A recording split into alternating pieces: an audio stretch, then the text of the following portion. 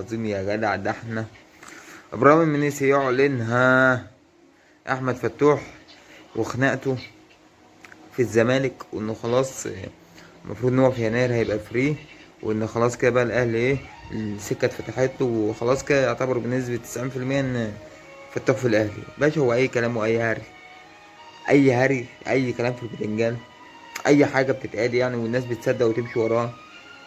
فتوح في الاهلي، يا ريت، اتمنى، انا اتمناها، انت كمان تتمناها كاهلاوي اكيد تتمناها.